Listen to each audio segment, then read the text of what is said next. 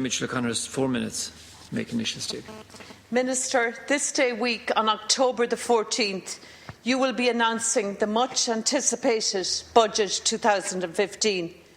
Rumours are rife about what will and what will not be cut. Minister, I am here today to voice the concerns of around 420,000 people who will be informed next Tuesday whether or not their hard-earned savings will be taken from them yet again for another year. This large number of people I am referring to have contributed to a defined pension scheme that since 2011 has had a pension levy of 0.6% imposed on it and a further 0.15% since last year's budget. This levy was originally to be in place for 4 years to generate funds that would be used, amongst other things, to create up to 100,000 jobs. Minister, these jobs are being created, the economy is improving, and we welcome this with open arms. The pension levy has served its purpose. Older people who were frugal, who saved for their pensions, were penalised and now deserve a break. We in government promised people that the levy would be a temporary measure. Minister, now is the time to give back to these people, show them our appreciation for helping the government steer our country out of an economic and employment crisis. The levy was originally due to end this year, but in the last budget it was extended for 2014 and increased. If the levy continues indefinitely at the 0.75% level as it is this year, the average fund will lose €36,400. If the levy is retained at 0.15%, workers at retirement will lose €9,500. Minister, this cannot be allowed to happen any longer. This morning, I received another letter from a frustrated constituent in Dunleary who stated, "I worked my whole life to build up a private pension fund, just the same way I worked hard to own my own house and to contribute to private health insurance for the best part of 30 years. My wife and I are self-reliant. We save so we can spend. We don't have a penny of borrowings. I have never looked to the state for a penny. And now, just as I come close to retirement age, I find €40,000 being stolen from my private property, a fund that is already diminished by the long-term underperformance of the pensions industry. This is the reality for many of private pension savers. They are not the elite of the country, but they are ordinary people who have saved up for old age. Minister, it seems to me that we are punishing private individuals who had the foresight to provide for their old age, who have paid their taxes, paid for their retirement and have done the right thing, prepared for their old age.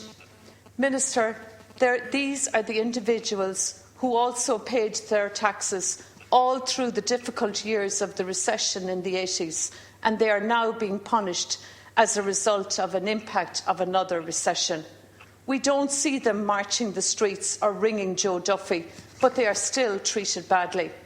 Minister, I know you are a man of your word. The people put their confidence in us, in Fine Gael, to be true to our word.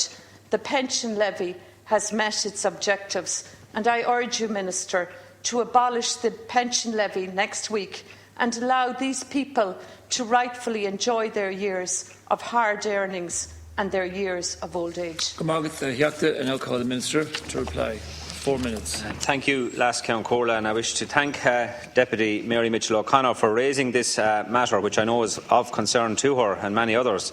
And I wish to take this topical issue on behalf of Minister Michael Noonan. The Minister for Finance, Michael Noonan, TD, announced in his Budget 2014 speech that the 0.6% pension fund levy introduced to fund the Jobs Initiative in 2011 would be abolished after this year. He did, however, introduce an additional levy on pension funds at a rate of 0.15% for 2014 and 2015. He did this to continue to help fund the Jobs Initiative and also to make provision for potential state liabilities which may emerge from pension funds facing difficulties.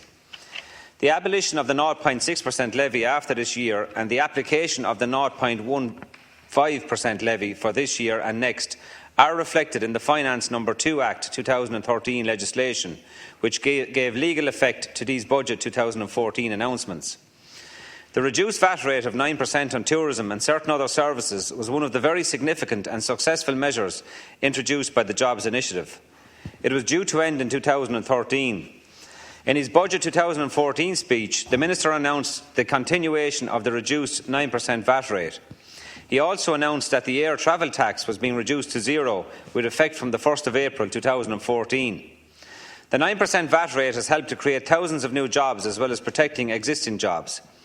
And since the budget announcement about the reduction in the air travel tax, airlines have announced the opening up of new routes, resulting in significant increases in passenger numbers, with the associated increase in tourism activity and employment.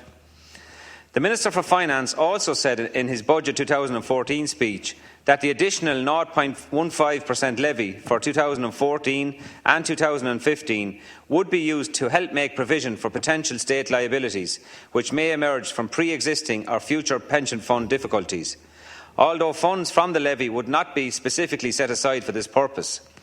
The Government decided that such liabilities will be met by the Exchequer as they arise. The value of the monies raised from the stamp duty levy on pension fund assets has been used over the period since 2011 to fund the wide range of measures introduced in the Jobs Initiative to protect existing jobs and create new jobs. These include expenditure measures such as JobBridge and the Springboard schemes. Aside from the reduction in the VAT rate from 13.5% to 9% for the tourism and hospitality sectors, other tax measures introduced as part of the initiative included the halving of the lower employer PRSI rate. With regard to the impact of the Jobs Initiative, I would point out that most up-to-date data, the quarterly National Household Survey for Q2 2014, indicates that there is an additional 40,300 individuals employed in the economy when compared to the same period in 2011.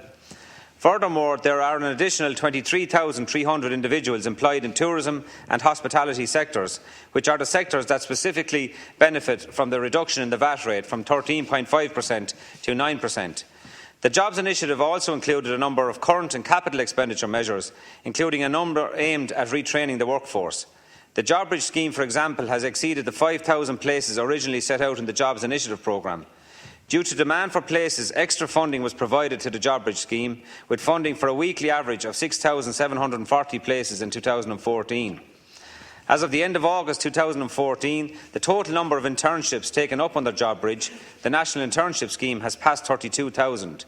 Indicon Economic Consultants undertook an evaluation of the JobBridge scheme in 2012 and published it in April 2013, and their report found that 61.4% of the JobBridge survey respondents were in employment within 5 months of finishing their internships. This government is conscious of the significant contribution of taxpayers generally to the rebalancing of the public finances and to the measures introduced to support and develop the economy.